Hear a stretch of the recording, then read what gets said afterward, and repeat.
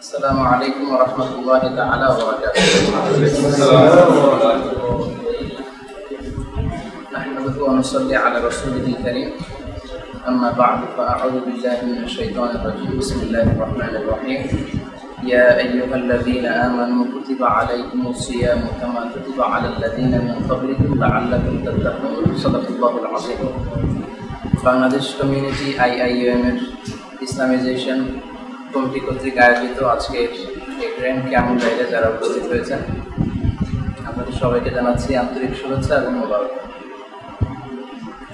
শুরুতে আমরা মহান আল্লাহ রাব্বুল ইজ্জাত ওয়াল জালালের দরবারে অসংখ্য শুকরিয়া জানাচ্ছি যে আল্লাহ তাআলা আজকে আমাদেরকে গ্র্যান্ড ক্যাম্প গাইডের প্রথম সেশনে পৃথিবীর সবচাইতে শ্রেষ্ঠ জায়গা আল্লাহর ঘর মসজিদে একত্রিত হওয়ার তৌফিক এনায়েত করেছেন। এই জন্য আমরা শুরুতেই ফরমালি শুকরিয়া বাণী পাঠ করে নিচ্ছি। আলহামদুলিল্লাহ। ইতিমধ্যে আপনারা জেনেছেন যে আজকের আলোচনার টপিক হচ্ছে ওয়েলকামিং রামাদান, মানে রমজানকে স্বাগত।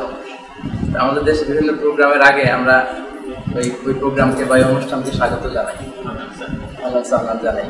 তারপরে যে বৈশাখ অনুষ্ঠানের আগে বলে না এসো হে বৈশাখ, এসো এসো, আমরাও বলতে পারি এসো হে রমাদান, এসো এসো। তো এটা আসলে হয় না আমাদের। দেখা যায় যে জাগতিক যে প্রোগ্রামগুলো ওগুলোর ব্যাপারে আমাদের এক্সাইটেশন খুব বেশি থাকে, কিন্তু ধর্মীয় প্রোগ্রামগুলোর ব্যাপারে ওইভাবে থাকে না। কিন্তু সাহাবারা দেখা যেত যে রমজান আসার অনেক আগ থেকে রমজানকে সেলিব্রেট করার জন্য, রমজানের বিভিন্ন বিষয়গুলোকে আত্মস্থ করার জন্য মাসখানিক আগ থেকে তারা প্রিপারেশন নিত।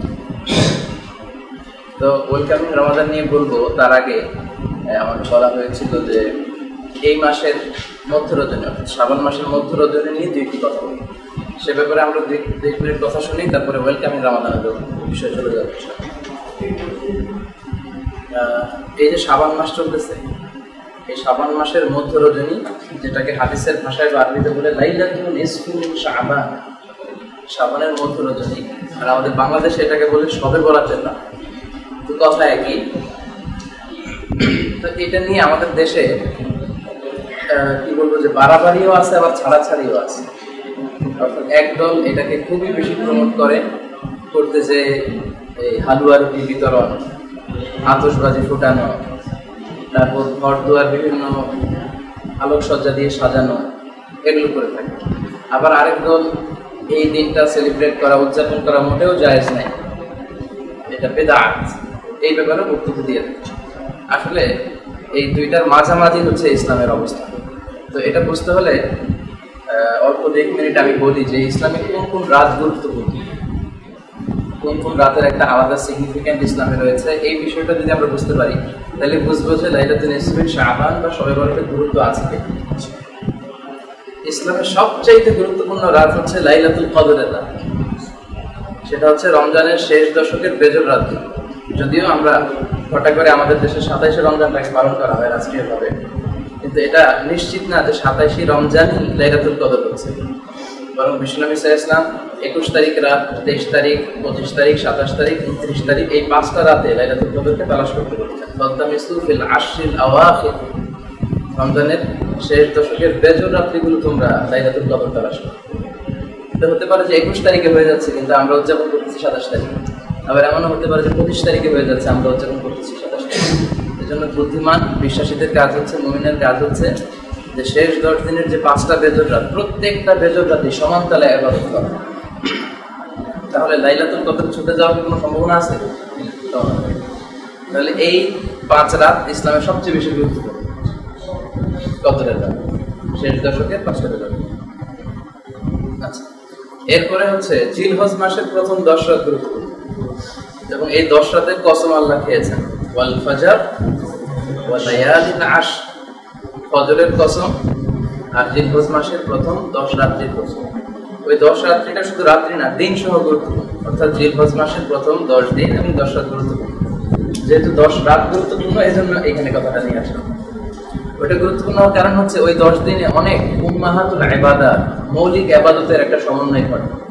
আমরা নামাজ তো পড়ি, তারপর আবার আরাফার দিনে রোজা রাখি, হাজী সাহেবেরা কুরবানি করে, তারা তাওয়াফ করে, তারা অনেক গুরুত্বপূর্ণ কাজগুলো করে। এই 10 দিনে মৌলিক ইবাদতের এমন একটা মানে সন্নিবেশ ঘটেছে অন্য কোনো দিনে ঘটে না, এই জন্য এই 10টা রাত। তো বলতেছিলাম যে জিলহজ মাসের প্রথম 10 রাত গুরুত্বপূর্ণ। তাহলে একটা পেলাম কদরের রাত গুরুত্বপূর্ণ, আরেকটা পেলাম জিলহজ মাসের প্রথম 10 রাত। এরপরে জুমার রাত্রিটা গুরুত্বপূর্ণ। বৃহস্পতিবার দিবাগত রাত, সাধারণত জুমার রাত্রির ব্যাপারে আমাদের কোনো খেয়াল থাকে, কিন্তু বৃহস্পতিবার দিবাগত রাত এটা অনেক গুরুত্বপূর্ণ। এই রাত্রিতে বিষ্ণু ইসলাম ইবাদত করতেন, সাহাবারা ইবাদত করতেন। 3টা গেল। 4 নম্বরে 2 ঈদের 2 রাত গুরুত্বপূর্ণ। ঈদের রাত হচ্ছে সারাদিন ঈদ কাটানোর পরে যে রাতটা, ওইটা ঈদের রাত, ওইটা ঈদের পরের দিনের রাত। আরবিতে রাত আসে আগে, অর্থাৎ চাঁদ রাত। আমাদের দেশে চাঁদ রাত বলে না? এই চাঁদ রাতটা ইবাদতের জন্য খুবই মুখ্যম একটা সময়। বিশ্বনবী, সাহাবা এবং তাবিঈদের অভ্যেস ছিল এই 2 রাতে তারা আল্লাহর কাছে ক্ষমা চাইতেন। রমজান শেষে 30 দিনের রোজা আল্লাহর কাছে কবুল হলো কিনা কারোর কাছে কোনো গ্যারান্টি নেই, আল্লাহর কাছে কাঁদতেন। এই 10 জিলহজের প্রথম 10 দিনের ইবাদত কবুল হলো কিনা, হজ কবুল হলো কিনা, এই জন্য ঈদুল আজহার রাতে তারা কাঁদতেন। তাহলে চারটা পেলাম, কদরের রাত, জিলহজ মাসের রাতগুলো, জুমার রাত, তারপর 2 ঈদের রাত। এরপরে হচ্ছে এই লাইলাতুল নিসফু মিন শাবান, শাবান মাসের মধ্য রজনীর এই রাতটা, যেটা বাংলাদেশে বলে শবে বরাত। সমস্যা হচ্ছে আমাদের দেশে সবচেয়ে বেশি উৎসব মুখর পরিবেশে পালন করা হয় কোন রাত বলেন তো? শবে বরাত। আমরা সবাই তো একই দেশে, জানুয়ারিতে কথা বলা। শবে বরাতে যেই জাঁকজমকপূর্ণ একটা ইমেজ নিয়ে পালন করা হয়, ঘরে ঘরে হালুয়া রুটি বিতরণের বিষয়টা, অনেক বেশি আবাদত করা তো সমস্যা নাই, কিন্তু বিষয়টা হচ্ছে ইসলাম যেই রাতকে বেশি গুরুত্বপূর্ণ বলে আমাদেরকে জানিয়েছে, আমাদেরকে ওই রাতটাকেই সবচেয়ে গুরুত্বপূর্ণ হিসেবে নিতে হবে। এবং যেই রাতগুলোকে অপেক্ষাকৃত কম গুরুত্বপূর্ণ হিসেবে আইডেন্টিফাই করা হয়েছে, ওই রাতগুলোকে ওই পরিমাণ গুরুত্ব দিয়ে আমাদেরকে উদযাপন করতে হবে, ইবাদত করতে হবে। লাইলাতুল নিসফু মিন শাবান বা শবে বরাতের ব্যাপারে দয়ীফ হাদিসের অভাব নেই, পুরোপুরি ওগুলো বলতে গেলে অনেক সময় লাগে। সহিহ হাদিস আছে এক দুটো, যেটা হাদিস শাস্ত্রের বিশারদ নাসিরউদ্দিন আল আলবানী, উনি ওনার হাদিসের যে ভলিউম কালেকশন সিলসিলাতুল আহাদিস আস-সাহিহা, এর মধ্যে উনি সহিহ বলেছেন একটা হাদিসকে, আর একটা হাদিসকে হাসান বলেছেন। আমরা জানি যে সহিহ হাদিস আর হাসান হাদিস, এই দুইটা হাদিস দিয়ে শরীয়তের রুলিং বা কোডিং করা যায়, আহকাম সাব্যস্ত করা যায়, কিন্তু দয়ীফ হাদিস দিয়ে করা যায়। হাদিসের অনেক প্রকারভেদ, সবচেয়ে মৌলিক যে প্রকারভেদ সেটা হচ্ছে সহিহ, হাসান, তারপরে দয়ীফ। তো এই লাইলাতুল নিসফু মিন শাবান বা শবে বরাতের সিগনিফিকেন্সের ব্যাপারে 2 ধরনের হাদিস পাওয়া যায়, সহিহ পাওয়া যায়, হাসান হাদিস পাওয়া যায়। ইন্নাল্লাহা লা ইয়াগফিরু বিহাদিহি লাইলাতি জামিআ ইবাদিহি ইল্লা মুশরিক আও মুশাহিন আও কাতিলু নাফসিন আও জানি। এই রাতে আল্লাহ বান্দাদেরকে গণহারে ক্ষমা করেন, মানে লাইলাতুল নিসফু মিন শাবান বা শবে বরাতের রাত্রিতে 4 শ্রেণীর লোক ছাড়া। এক হচ্ছে মুশরিক, মুশরিকদেরকে আল্লাহ ক্ষমা করেন। 2 হচ্ছে মুশাহিন, হিংসু, অন্যের ব্যাপারে যে অন্তরে হিংসা পুষে রাখে। 3 নম্বরে হচ্ছে কাতিলু নাফস, অন্যায়ভাবে কেউ যদি কাউকে হত্যা করে, বিচারিক হত্যা হোক, যদি অন্যায়ভাবে হত্যা হইলে সে। 4 নম্বরে হচ্ছে জানিয়া, ব্যভিচারী বা ব্যভিচারী। এই 4 শ্রেণীর লোককে আল্লাহ গুরুত্বপূর্ণ রাতেও ক্ষমা করেন, বাকি সবাইকে ক্ষমা করেন। তাহলে একটা সিগনিফিকেন্স পাওয়া গেল এই রাতে। এই হাদিসটা সহিহ। আর একটা হাসান হাদিস আছে, ওখানেও টেক্সটটা একই রকম, ওই 4টার জায়গায় শুধু 2টার কথা আছে, ইল্লা মুশরিক আও মুশাহিন, তাহলে ঘুরে ফিরে কথা এক। তো এই 2টা হাদিস থাকার কারণে, একটা সহিহ আর একটা হাসান, এই 2টা হাদিস পাওয়ার কারণে এই রাতের যে একটা গুরুত্ব আছে ইসলামে, এটা প্রমাণিত। তাছাড়া আরেক দিক থেকেও এই রাতের একটা গুরুত্ব ফুটে ওঠে, সেটা হচ্ছে এমনি ইন জেনারেল প্রতি মাসের 3 দিন রোজা রাখা সুন্নাত, এগুলোকে বলে আইয়ামুল বীদ, অর্থাৎ 13, 14, 15। তো লাইলাতুল নিসফু মিন শাবান, শাবানের কত রজনীতে আপনারা জানেন? শাবান মাসের কত তারিখে শবে বরাত হয়? 14 তারিখ দিবাগত রাত। তাহলে ওই যে সুন্নাত হাদিসের সাথে এটা মিলে যাচ্ছে না? কারণ প্রত্যেক মাসের 3 দিন রোজা রাখা সুন্নাত, 13, 14, 15। আবার লাইলাতুল নিসফু মিন শাবান বা শবে বরাতটাও পড়ে গেছে 14 তারিখে। সো ওই হাদিসের এটার দ্বারা কিন্তু এটা সাপোর্টেড হচ্ছে। আর কোন আহকামের ব্যাপারে, শরীয়তের কোন হুকুম সাব্যস্ত করার ব্যাপারে যদি কোনো সহিহ হাদিস পাওয়া যায়, সহিহ হাদিস দিয়ে যদি ওটা সাব্যস্ত হয়, তারপরে ঘুরি দয়ীফ হাদিস যদি ওটাকে সাপোর্ট করতে চায়, সেগুলোকে নেওয়া যায়, সমস্যা নেই। যেমন একটা দয়ীফ হাদিস আছে খুবই প্রসিদ্ধ, ওই রাতে মা আয়েশার ঘরে বিশ্বনবী থাকতেন। রাসূলুল্লাহ সাল্লাল্লাহু আলাইহি ওয়াসাল্লামের এট এ টাইমে 9 জন স্ত্রী বেঁচে ছিল, তিনি ভাগ করে পালাক্রমে এক একদিন এক স্ত্রীর সাথে সময় কাটাতে পারতেন। তো মা আয়েশার ঘরে যেদিন ছিল লাইলাতুন নিসফে মিন শাবানের ওই রাতে তিনি বিষ্ণুনবীকে খুঁজে পাচ্ছেন না। উনি ভাবলেন অন্য কোনো স্ত্রীর ঘরে গেল, বিষ্ণুনবীর খুঁজতে আরম্ভ করলেন। দেখেন অন্য কোনো স্ত্রীর ঘরের বাইরে বিষ্ণুনবীর জুতা নেই।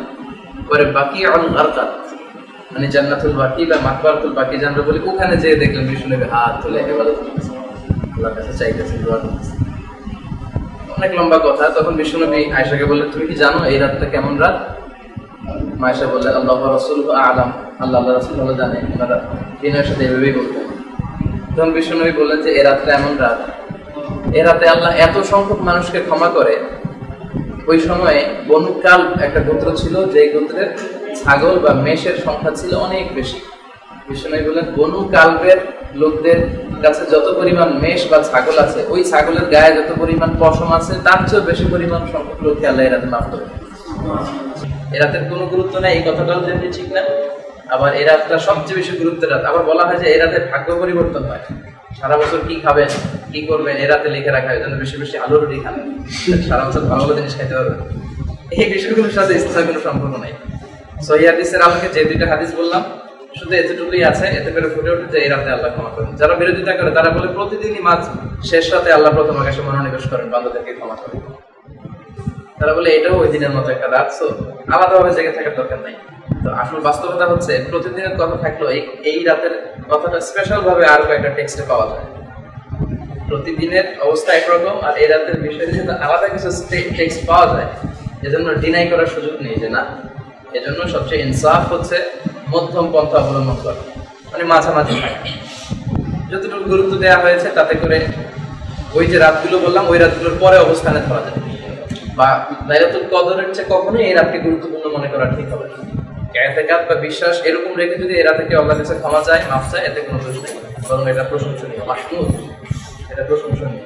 মাহমুদ আমাদের এটা কাছে আরবিতে মাহমুদ মানে প্রশংসনীয়, আর মাযমুম মানে নিন্দনীয়, এটা মাহমুদ। আলহামদুলিল্লাহ, মোটামুটি ক্লিয়ার হয়ে গেছে না বিষয়টা? গেল। এবার আমরা আমাদের মূল আলোচনাতে আসি। ওয়েলকামিং রামাদান, রমজানকে আমরা কিভাবে স্বাগত জানাব? রমজান আসতে এখন কতদিন বাকি? 20-25 দিন। আলহামদুলিল্লাহ, আমরা খুব ভালো একটা ডিসিশনে আসতে পারছি যে 20-25 দিন আগ থেকেই আমরা রমজানের সিগনিফিকেন্স নিয়ে কথা বলছি। আসলে এটাই হওয়া উচিত। আমাদের দেশে যেটা হয়, রমজান মাস আসার পরে প্রথম যে জুমাটা ওই দিন ইমাম সাহেবরা শুরু করে রমজানের ফজিলত নিয়ে চরম আলোচনা, বিভিন্ন ব্যাখ্যা বিশ্লেষণ, বিভিন্ন হাদিস নিয়ে তারা আলোচনা করে। এতে করে হয় কি 5-7টা রমজান তো চলেই গেল। তো ওই দিন হুজুরের আলোচনা শোনার পরে আবার প্ল্যান প্রোগ্রাম করতে করতে তো আরো কয়েকদিন চলে যায়, রমজানের অর্ধেক চলে যায় রমজানের সিগনিফিকেন্স নিয়ে আলোচনা শুনতেই। তো তারা রমজানটাকে সেলিব্রেট করবে কিভাবে, রমজানে ইবাদত করবে কিভাবে? সেজন্য সবচেয়ে ভালো হচ্ছে রমজান আসার অনেক আগ থেকেই রমজানের তাৎপর্য সম্পর্কে জানা, রমজানের ব্যাপারে প্রিপারেশন নেয়। এটা আমাদের একটা ভালো সুযোগ হচ্ছে যে আমরা গ্র্যান্ড ক্যামুল লাইটে রমজান আসতে এখনো 20 দিন বাকি, এত আগ থেকে আমরা রমজানের ব্যাপারে জানতে পারছি। আমাদের দেশে মহিলাদের এই কথাগুলো শোনার সুযোগ কম হয়। আপনারা রমজানের দেশে চলে যাবেন কারা কারা, এরকম আছেন কেউ? অনেকে আছে। আচ্ছা, অনেকে আমরা দেশে চলে যাবো। তো দেশে যে আজকে আপনারা যা শুনবেন এটা আপনাদের মা, খালা, বোনদের কাছে এই মেসেজগুলো প্রচার করবে, বা ইউটিউবে যদি অ্যাক্সেস থাকে ঘরে তাদেরকে ওগুলো শোনানোর সুযোগ করে দিবে। আমাদের দেশে মহিলারা সবচেয়ে কম কথা শোনার সুযোগ পায়। যত তাফসির মাহফিল এগুলো পুরুষদের জন্য, প্রোগ্রামগুলো পুরুষদের জন্য, জুমার নামাজেও যেতে পারি আমরা পুরুষরা, যদিও আরব বিশ্বে বা মালয়েশিয়াতে মহিলারাও যে জুমার নামাজ পড়ে আলোচনা শুনতে পারে। তা আমাদের দেশে এখন ওই পরিবেশ হয়ে ওঠে। গুটি কয়েক মসজিদ ছাড়া বেশিরভাগের অবস্থা হচ্ছে এই, মহিলাদেরকে মসজিদে যেতে দেওয়া যায়। মসজিদে গেলে কি হয়? ফিতনা। এটা আমাদের দেশে সবচেয়ে বড় যুগ। তো ওই মহিলারাই শপিং করার জন্য বাজারে যাচ্ছে, পুরো দেশ দখল করে আছে, ক্ষমতার মস্তদ মহিলা, এতে কোনো ফিতনা হচ্ছে না। কিন্তু আপনার মসজিদে ঢুকলে ফিতনা হচ্ছে। এই মেয়েগুলোই শপিং মলে যাচ্ছে, ইটস ওকে, এটা কোনো সমস্যা না, it's not a big deal. তো এই মহিলাগুলোই বোরকা পরে খুবই ভদ্রতার সাথে মসজিদে যাবে, এটা ফিতনা হয়ে যায়। তো এই আইডিয়াগুলো আসলে খুবই খারাপ, আপনারা বোঝানোর চেষ্টা করবেন আর ওনাদেরকে এই মেসেজগুলো দিয়ে দেবেন ইনশাআল্লাহ। আর মহিলাদের মধ্যে যেটা হয়, তারা খুব অথেন্টিক সোর্স থেকে লেখা বই পড়ার সুযোগ পাইব। আমাদের দেশে দেখবেন বেহেশতি জিয়াউর একটা বই আছে, তারপরে মুকসুদুল মুমিনিন একটা বই আছে। এটা ধরেন মা, খালা, নানি, চাচি, এদের সবার কাছে এটা পাওয়া যাবে। তার চেয়ে বড় সমস্যা রমজানে যেটা হয়, এই রমজানে পেঁয়াজ না খেলে তো আমাদের চলবেই না, আলুর চপ, বেগুনি, এই হরেক রকমের মুখরোচক আইটেম করতে করতে আসলে কিন্তু আমাদের মা বোনদের ইবাদতের সুযোগ থাকে না। আমি আমার বাসায় পার্সোনালি খুব এটা বিরোধী থাকি। দেখা যায় যে আম্মা সারাদিন এগুলো রান্না বান্না করতে করতে, সব ঘরে একই অবস্থা, রক্ষণশীল যে ফ্যামিলি, মা ঘর সামলায়, তারা এই ইফতারের বিভিন্ন আইটেম করতে করতে দেখা যায় যে তারাবির সময় তারা ক্লান্ত হয়ে পড়ে, তাদের ঘুমানো লাগে, তাহাজ্জুদের এগুলো তারা সময় দিতে পারে না। এই জন্য ইফতারিটা খুবই সাদামাটা হওয়া দরকার। রমাদান মাস সিয়াম, এটার সাথে খুব খাওয়া দাওয়ার কোনো সম্পর্ক নেই, এবং কম খাওয়া দাওয়ার একটা ভালো সম্পর্ক আছে। কম খেলেই খুব প্রোডাক্টিভ হয়েছে তারা রমজান কাটাতে পারে। এই জন্য এই মেসেজগুলো তাদেরকে দেওয়া দরকার। দেখা যায় যে সারাদিন এগুলো করার পরে ওরকম অ্যাপ্রিসিয়েশন আমাদের কাছ থেকে পায় না আমাদের মা বোনেরা। বাস্তবতা যেটা, যে আসলে আমরা আমাদের মাদেরকে, মানে এই যে আমাদেরকে এত কষ্ট করে রান্না করে খাওয়ায়, এই জন্য স্পেশালি আলাদা করে থ্যাঙ্কস দেওয়া হয়েছে নাকি? কখনো খেয়াল করে দেখেন তো যে মা তোমাকে অনেক থ্যাঙ্কস, এই যে এত কষ্ট করে রান্না করে খাওয়া। মাকে পছন্দ করে কিন্তু আসলে বলা হয় না। স্বামীদের অবস্থা অনেকটা এরকম, স্ত্রীদের প্রশংসা, রান্নার প্রশংসা, এগুলো করা হয়, এগুলো করা উচিত। আচ্ছা, ওয়েলকামিং রমাদানের আলোচনাটা এটা 3 ভাগে আমি ভাগ করেছি।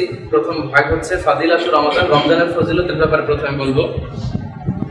2 নম্বরে বলবো কাইফা নুরাহিবু রমাদান, মানে হাউ টু ওয়েলকাম রমাদান, কিভাবে রমজানকে আমরা স্বাগত জানাবো।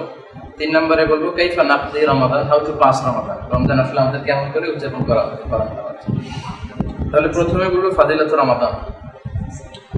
মহান আল্লাহ তাআলা মহাগ্রন্থ আল কোরআনে ইরশাদ করছেন, ইন্না ইদ্দাতাশ শুহুরি ইনদাল্লাহি 12 শাহরা, নিশ্চয়ই আল্লাহ তাআলার কাছে মাসের সংখ্যা 12টা।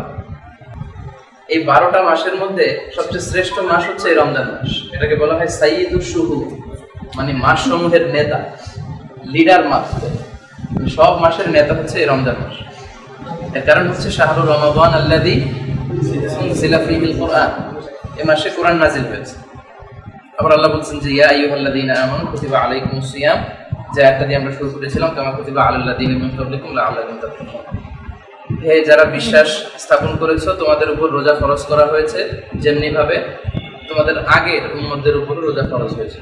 আগে ফরজ করা হয়েছে এটা বলে আমাদেরকে সান্ত্বনা দেওয়া হয়েছে, তাহলে 30টা রোজা আমাদের উপর, আমরা কি দোষ করলাম বিশ্বনবীর উম্মত হয়ে, এরকম একটা ভাব চলে আসছে। এই ভয়ের কোনো কারণ নাই, শুধু আমাদের উপরে রোজা ফরজ না, আগেও সব জাতির উপর রোজা ফরজ ছিল, তবে ভার্সনটা ভিন্ন ছিল, এক একজনের ভার্সন ছিল এক এক রকম। আমাদের 30টা, কারো হয়তো ছিল 5টা, কারো 10টা, কারো আবার এমন ছিল রাত থেকে শুরু করে ফজর পর্যন্ত না খেয়ে থাকতে হবে তাহলে রোজা। আদম আলাইহিস সালামের সময় আবার আইয়ামুল বীদ, মাসের 13, 14, 15 এই 3টা ছিল ফরজ। আবার আমাদেরও এই রোজা, রমজান মাসের 30 রোজা ফরজ হওয়ার আগে আশুরার রোজাটা আমাদের জন্য ফরজ ছিল। যখন এই 30 রোজা ফরজ করা হয় তখন আশুরার রোজা সুন্নাত হয়ে যায়। আবার কোন কোন উম্মতের সময় ভার্সনটা এমন ছিল যে সকাল থেকে সন্ধ্যা পর্যন্ত খাওয়া যাবে, কথা বলা যাবে, পান করা যাবে, খাওয়া যাবে, স্ত্রীর সাথে মেলামেশা করা যাবে, পান করা যাবে, কিন্তু কথা বলা যাবে না, মৌনতা। মানে সকাল থেকে সন্ধ্যা পর্যন্ত চুপ করে থাকলেই রোজা, কিন্তু সকাল থেকে সন্ধ্যা পর্যন্ত যদি কথা বলে, খাওয়া দাওয়া করেন, রোজা ভাঙবে না, পান করলে রোজা ভাঙবে না, স্ত্রীর সাথে মেলামেশাতে বিবাহিতদের জন্য রোজা ভাঙবে না, কিন্তু কথা বললে রোজা ভেঙে যাবে।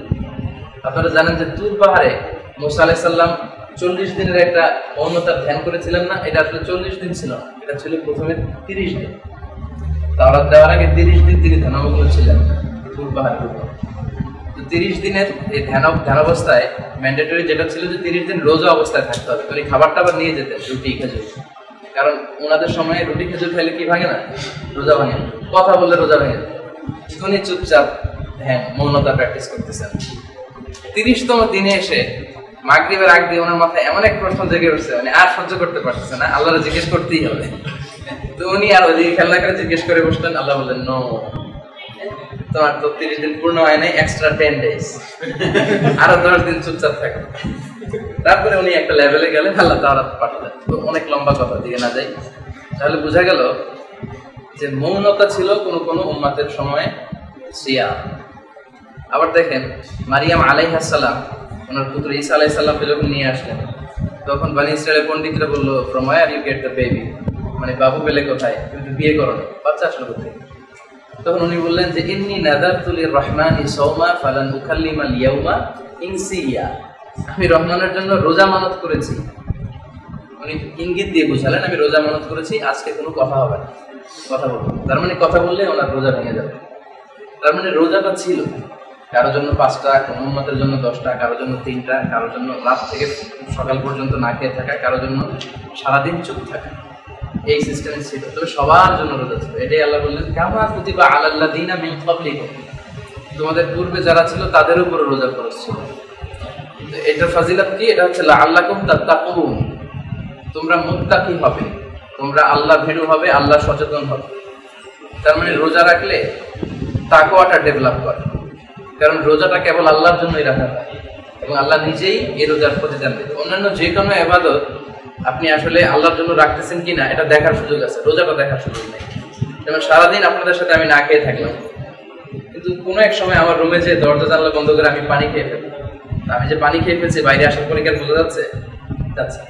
তাহলে শুধুমাত্র কেবলমাত্র আল্লাহর ভয় যার অন্তরে থাকে সেই সিয়াম পালন করতে পারে। এই জন্য সিয়ামের প্র্যাকটিসের মাধ্যমে তাকওয়ার লেভেলটা ডেভেলপ করে। এখন এই তাকওয়াটা কি?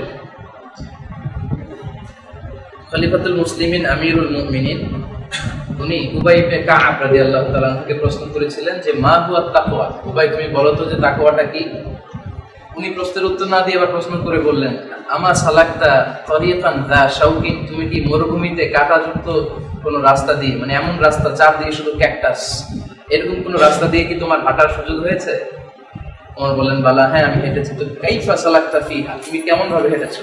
উনি বললেন সাম্মারতু ওয়াজতাহাতু, মানে আমার রুমাল আমার জুব্বা সব টেনে আঁটো করে এমন ভাবে সতর্ক ভাবে হেঁটে গিয়েছি যাতে করে কাঁটা গায়ে না লাগে।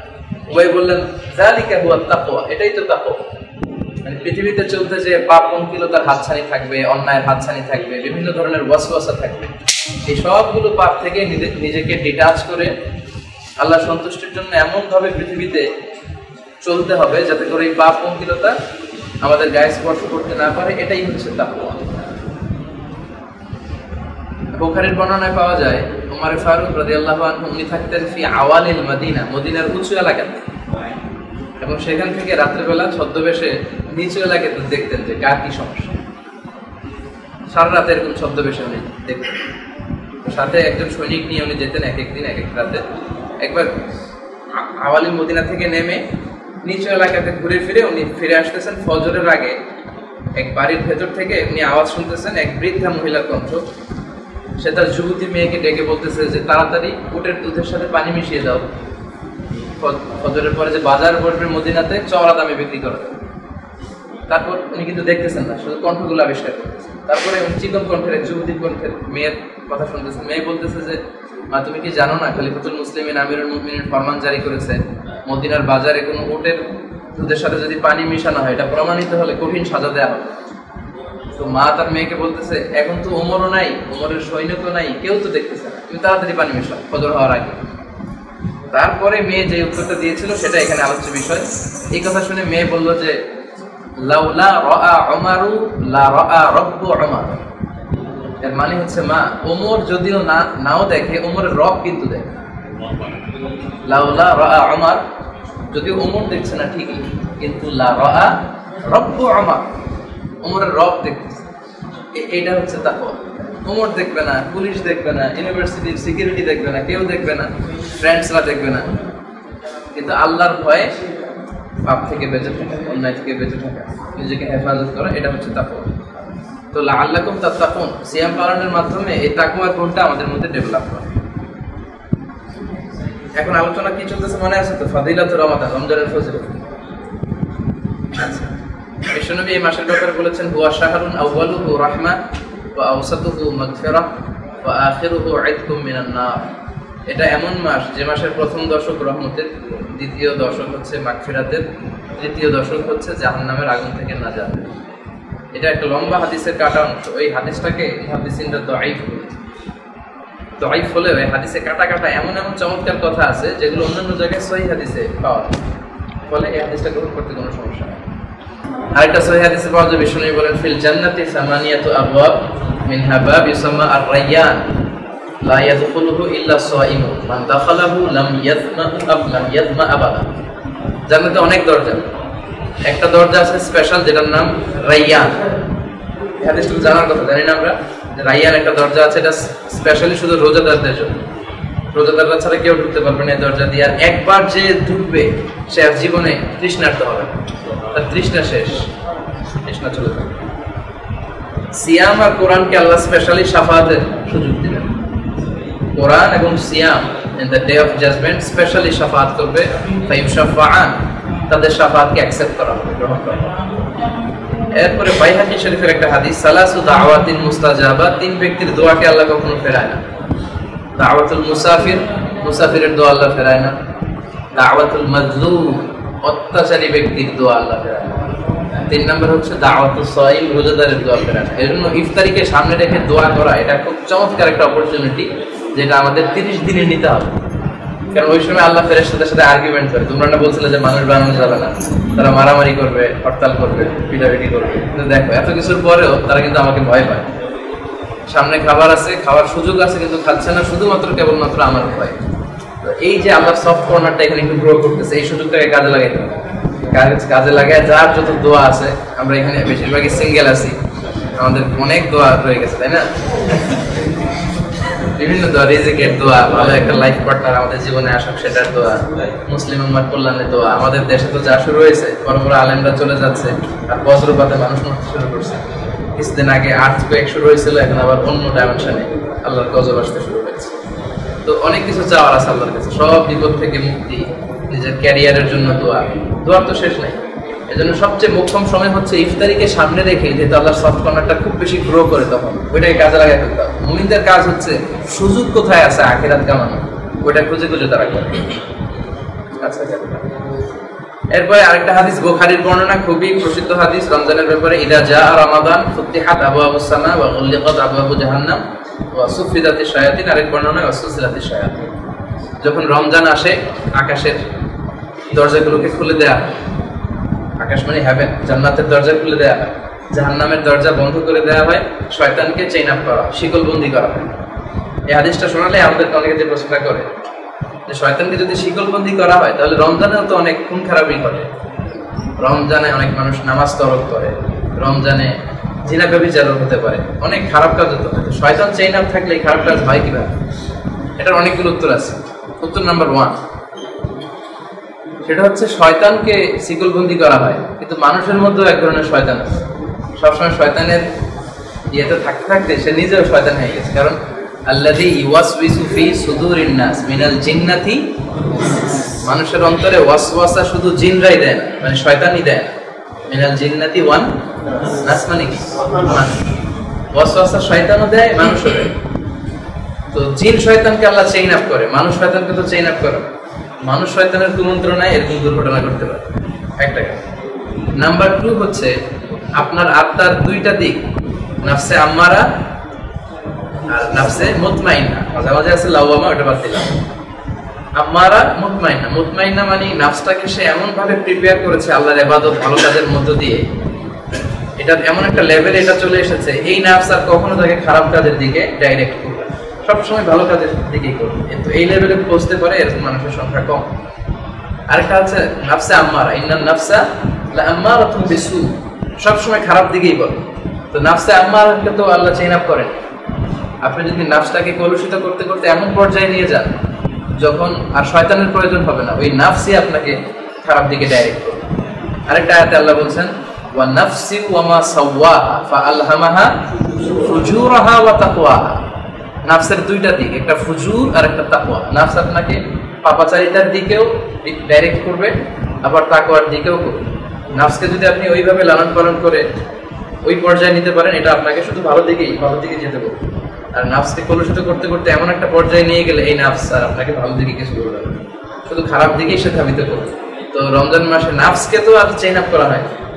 সারা 11 মাস আপনি যদি অন্যায়ের সাথে লিপ্ত থাকেন, রমজান মাসে ওই অন্যায় থেকে, অন্যায়ের সার্কেল থেকে বের হয়ে আসা অনেক কঠিন। 2টা উত্তর। উত্তর নাম্বার 3, সেটা হচ্ছে এই যে ফ্যানটা ঘুরতেছে না, আমাদের টিচাররা এটা বলতো, ঘুরতেছে তো না, এই ফ্যানের সুইচটা কি এখন অন নাকি অফ? অন। দ্যাটস ওয়াই এটা ঘুরতেছে। এই ফ্যানের সুইচটা যদি এখন অফ করে দেই, সাথে সাথে কিন্তু ফ্যানটা বন্ধ হবে। এটা বন্ধ হতে 1-2 মিনিট সময় নেবে। আচ্ছা, অফ করে দিলে সুইচটা কি অন না অফ? সুইচ অফ, তাহলে ফ্যান ঘুরতেছে কেন? এর কারণ হচ্ছে যে অনেকক্ষণ ঘোরার কারণে অফ করার পরেও সে থামতে 1-1.5 মিনিট সময় নেয়, ওই যে গতির থাকে।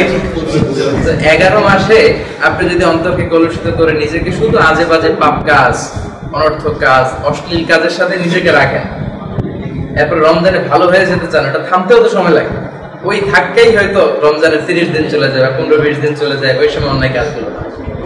এজন্য শয়তানকে আসলেই চেইন আপ করা হয়, শিকলবন্দি করা হয়, মানুষকে ওয়াসওয়াসা যে দিবে এটা বাধাগ্রস্ত করা হয় তাদের। এই হাদিসটা আসলেই ঠিক। আচ্ছা, কোরআন নাজিল হয়েছে রমজান মাসে।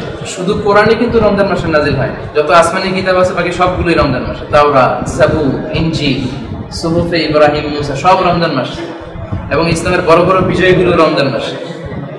বদরের যুদ্ধ, যে যুদ্ধটার উপর নির্ভর করতেছিল ইসলামের পরবর্তী অগ্রগতি, ইসলাম থাকবে কি থাকবে না, মিটে যাবে নাকি সামনের দিকে এগোবে। এই বদরের যুদ্ধে 313 জন শেষ হয়ে গেলে সব শেষ, আর তারা জিতে যাওয়ার কারণে আজকে আমরা এতদূর। তো সেই বিজয়টা হয়েছে কত রমজানে? 17ই রমজানে। ফাতহে মক্কা এটাও হয়েছে রমজান মাসে। এরকম অনেক বড় বড় বিজয় আমরা রমজান মাসে। এই হাদিসগুলো, টেস্টগুলো বললাম রমজানের ফজিলত বোঝার জন্য, যে কত মহিমান্বিত একটা মাস আমাদের সামনে আসতেছে। আমরা শাবান শেষ করে ফেলতেছি, আজকে বোধহয় শাবানের 5-6 তারিখ। বাংলাদেশে 22 তারিখে শবে বরাত বা লাইলাতুল নিসফিন শাবান, সেই হিসেবে এখানে হয়তো 21 তারিখ। তার মানে খুব অল্প কিছুদিন আছে রমজান আসা। এবার আমরা শুনবো কাইফা নুরাহিবু রমাদান, হাউ টু ওয়েলকাম রমাদান। সাহাবারা, বিশ্বনবী এবং তার সাহাবারা কিভাবে রমজানকে ওয়েলকাম জানাতেন। রমজানের 2 মাস আগ থেকেই বিশ্বনবী এবং তার সাহাবারা রমজানকে ওয়েলকাম জানাতেন। রজব মাস থেকেই বিশ্বনবী করতেন আল্লাহুম্মা বারিক লানা ফি রজব ওয়া শাবান ওয়া বাল্লিগনা রমাদান। হে আল্লাহ, রজব এবং শাবান মাসের বরকত তুমি আমাদের নসিব করো, আর রমজান মাসে আমাদেরকে পৌঁছে দাও। শাবান মাস যখন আসতো তখন বিশ্বনবী পড়তেন আল্লাহুম্মা বারিক লানা ফি শাবান ওয়া বাল্লিগনা রমাদান। আল্লাহ শাবানের বরকত দাও, রমজানে পৌঁছে দাও। তো আমরা এখন কোন মাসে?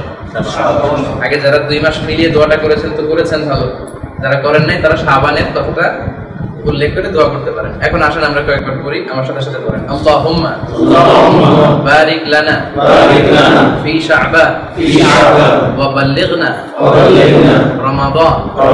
আবার পড়েন আল্লাহুম্মা বারিক লানা ফি শাবান ওয়া বাল্লিগনা রমাদান। আচ্ছা, মা আয়েশার বর্ণনা হচ্ছে বিশ্বনবী সাল্লাল্লাহু আলাইহি ওয়াসাল্লাম রমজানের পরে যে মাসে সবচেয়ে বেশি রোজা রাখতেন সে মাসটার নাম হচ্ছে শাবান মাস। এত রোজা রাখতেন, শুরুর দিকে লাগাতার রোজা রেখে যেতেন, আমরা ভাবতাম উনি হয়তো রোজা আর ভাঙবেনি, খালি রোজা রেখেই যাবে, 30 দিনে হয়তো রোজা করে ফেলতেন। পরবর্তীতে বিশ্বনবীর রোজা ভেঙে ফেলতেন। বিশ্বনবী আরেকটা হাদিসে বলেছেন ইযা জাআ নিসফু মিন শাবান ফালা সিয়ামা হাত্তা ইয়াজিআ রমাদান। শাবান মাসে তোমরা রোজা রাখবে, তবে শাবান মাসের অর্ধেক যখন চলে আসে তখন আর রোজা নাই রমজান আসা পর্যন্ত। এর কারণ হচ্ছে আপনি শাবানের ফজিলত শুনে শাবানের 20 থেকে শুরু করে ধরেন 30 তারিখ পর্যন্ত একেবারে কঠিন রোজা রাখেন, নফল রোজা রাখতে রাখতে ক্লান্ত হয়ে গেলেন, এরপরের দিন থেকে আবার রমজান শুরু হলো, এখন ফরজ রোজা রাখতে পারতেছেন। এসকের ঠেলা একেবারে শাবান পুরো রোজা রাখা শুরু করছে, আর রমজান আসছে এখন তা রাখা যাচ্ছে না। এই জন্য এটা নিষেধ, আবেগে এই কাজটা করা। রাখতে চাইলে যে এখন সুযোগ, এখন রেখে ফেলবে। বা সর্বোচ্চ এই যে 21 তারিখ আসতেছে কারেন্ট মাসের, তখন 21, 22, 23 রাখতে পারেন, 3টা একসাথে হয়ে গেল। অথবা শুধু 22 রাখতে পারেন, রাখলে লাইলাতুল নিসফিন শাবান শবে বরাত রোজা হয়ে গেল। কিন্তু শেষের দিকে রাখবেন, শেষের দিকে অর্থাৎ শেষ সপ্তাহে, শাবানের শেষ সপ্তাহে রাখতে গেলে হয়তো রোজা রাখলে মানুষের শরীর দুর্বল হয়ে যায়, ক্লান্ত হয়ে যাওয়ার কারণে সামনে আছে কি রোজা, ফরজ রোজা, ওটা ছুটে যাবে। প্রায়োরিটি দিতে হবে সবসময়। আচ্ছা, তো এই জন্য সাহাবীদেরকে দেখা যেত যে কমপক্ষে 1 মাস আগ থেকে তারা রোজার প্রস্তুতি নিতেন। এবং শাবান মাসের শেষ দিনে বিশ্বনবী সাল্লাল্লাহু আলাইহি ওয়াসাল্লাম একটা লম্বা ভাষণ দিয়েছেন। এই ভাষণের টেক্সটগুলোকে মুহাদ্দিসরা দাঈফ বলেছে। আগে আমি বলেছি যে এই হাদিসের কাটা কাটা অংশগুলো অন্যান্য জায়গায় সহিহ হিসেবে পাওয়া যায়, কিন্তু সবগুলো মিলিয়ে একটা কালেকশন হিসেবে এই টেক্সটটা দাঈফ। তাতে করে এগুলো মানতে আমাদের কোনো সমস্যা নেই। আলোচনার শেষে যদি আমার সময় থাকে, হাদিসটা আমি খুলে রাখছি এখানে অনলাইন থেকে, এটা পড়ে শোনাব। শুধু আমি প্রথম লাইনটা বলি। তিনি এশার নামাজের পরে সাহাবীদেরকে বললেন ইয়া আইয়ুহান নাস কদ আযাল্লাকুম শাহরুন আযীম, অর্থাৎ শাবানের শেষ দিন 30 তারিখে আগামীকাল থেকে রোজা পালন হবে। সবাইকে বসিয়ে বললেন ইয়া আইয়ুহান নাস কদ আযাল্লাকুম শাহরুন আযীম। এই লম্বা হাদিসটার প্রথম অংশ, হাদিসটা পড়তে প্রায় 3-4 মিনিট লাগে। রাসূল সাল্লাল্লাহু আলাইহি ওয়াসাল্লামের এরকম লম্বা হাদিস তিনি ভাষণ দিয়েছেন এরকম খুব কম পাওয়া যায়। রাসূল সাল্লাল্লাহু আলাইহি ওয়াসাল্লামের ভাষণগুলো ছিল খুবই ছোট, কিন্তু এই ভাষণের ইম্প্যাক্ট কলিজায় ছিল, মানুষের অন্তরে ছিল অনেক বেশি। এজন্য ওনার বেশি কথা বলার প্রয়োজন হতো, অল্প বললেই মানুষ বুঝে ফেলত। এবং রাসূল সাল্লাল্লাহু আলাইহি ওয়াসাল্লাম সারা জীবনে যত ভাষণ কন্ডাক্ট করেছেন কোনটাই 10 মিনিটের বেশি ছিল না। সবচেয়ে বড় ভাষণটা দিয়েছিলেন বিদায় হজের ভাষণ। ওইটার টেক্সটগুলোকে একসাথে জমা করলে সর্বোচ্চ 8 থেকে 10 মিনিট সময় লাগে। গত প্রোডাক্টিভ রমাদানে আমরা শুনেছিলাম ওটার বঙ্গের মধ্যে। তো এই হাদিসটাতেও যে ভাষণ দিয়েছেন এটাও বেশ বড়, এটা প্রায় 3-4 মিনিট সময় লেগে থাকে। এবং কিয়ামতের একটা আলামত হচ্ছে খুতাবুকুম তাবিলা ওয়া সালাওয়াতুকুম কাসীরা। কিয়ামতের আগে your Islamic lectures will be very longer. তোমাদের ইসলামী বক্তব্যগুলো অনেক লম্বা হয়ে যাবে। And your offering salah 5 times a day will be very short. নামাজগুলো তোমাদের খুব খাটো হয়ে যাবে। এখন তাই হচ্ছে, ইসলামী লেকচার অনেক লম্বা হয়, নামাজ খাটো হয়ে যাচ্ছে। এজন্য বিশ্বনবী বক্তব্য দিতেন খুবই ছোট, অল্প। জাওয়ামিউল কালিম, ওনার ভাষণগুলোকে বলা হতো জাওয়ামিউল কালিম, শব্দ কম কিন্তু তার ব্যাখ্যা। তো রমজানকে উপলক্ষে তিনি উপলক্ষ করে বলেছিলেন ইয়া আইয়ুহান নাস ক্বাদ আদাল্লাকুম শাহরুন আযীম। খেয়াল করতেছেন, শাহরুন আযীম, হে মানুষেরা তোমাদের কাছে আগমন করছে শাহরুন আযীম, এক সুমহান মাস। লাস্ট কিয়ামুল লাইলে আমরা অ্যাপ্রোচিং দ্য হোলি কোরআনের আলোচনায় শুনেছিলাম যে আযীম শব্দটার একটা গুরুত্বপূর্ণ বিষয় হচ্ছে আল্লাহ যেন তেন কোনো বিষয় বোঝাতে আযীম বলেন। কোনো বিষয়ের মর্যাদা গুরুত্ব যদি অনেক বেশি হয় তখন আল্লাহ কি বলেন? আযীম।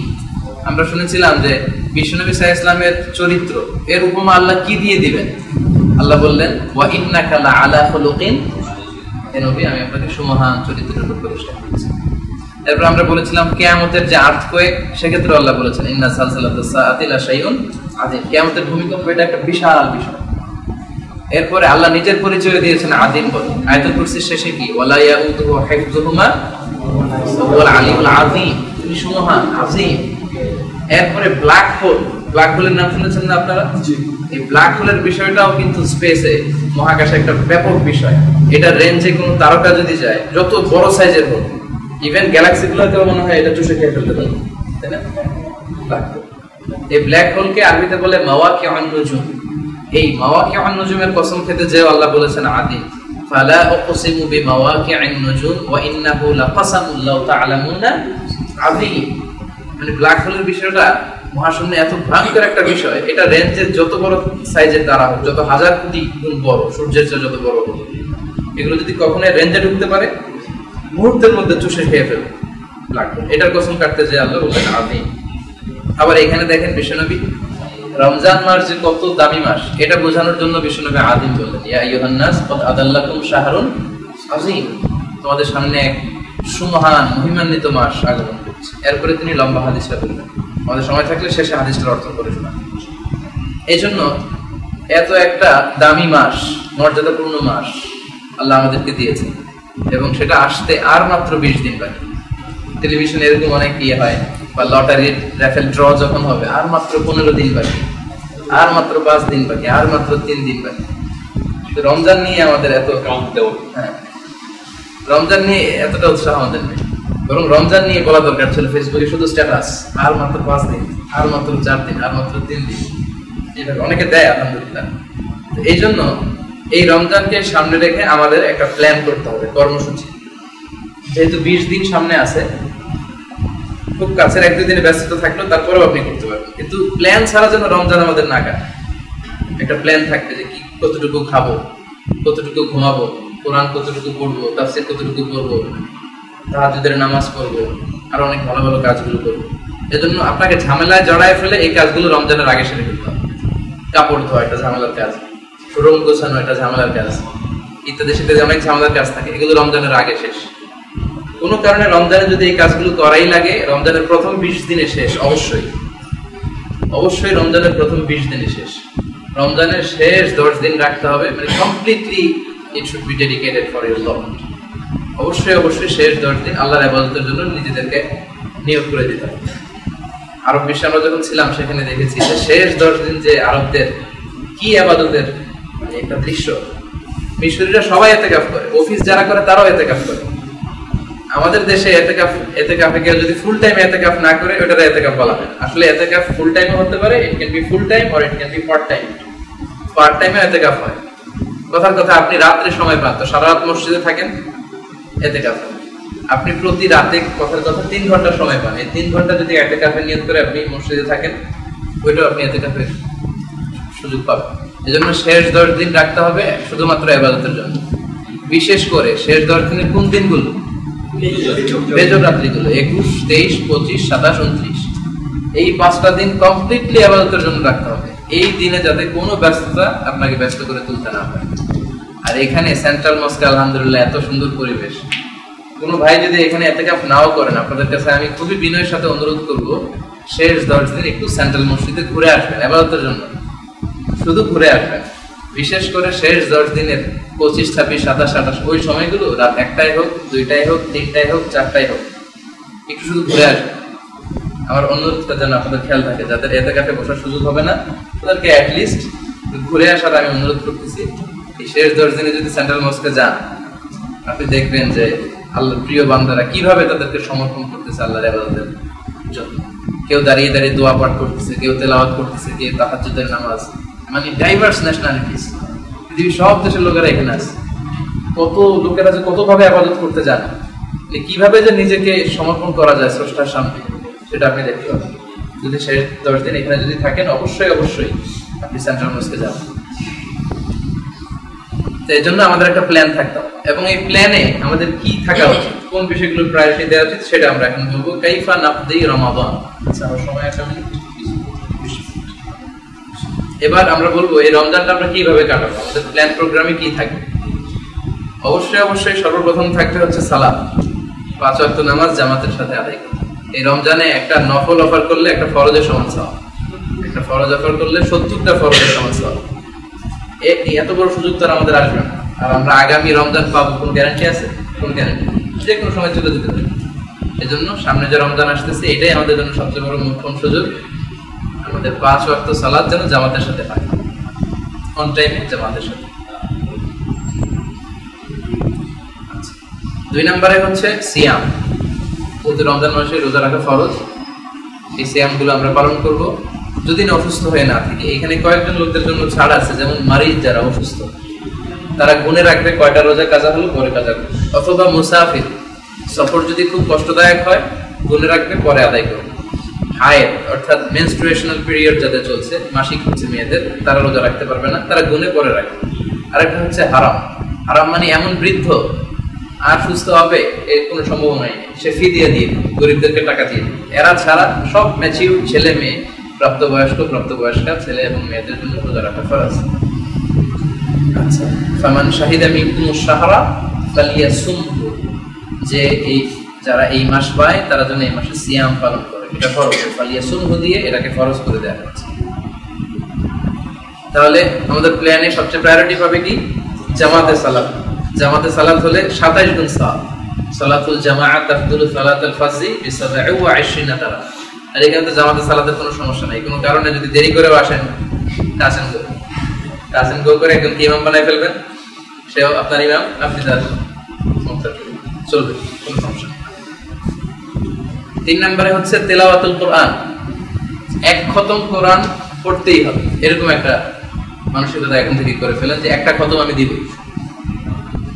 এক্ষেত্রে যে টিপসটা আমি বলি সেটা হচ্ছে, কোরআন হচ্ছে 30 পারা,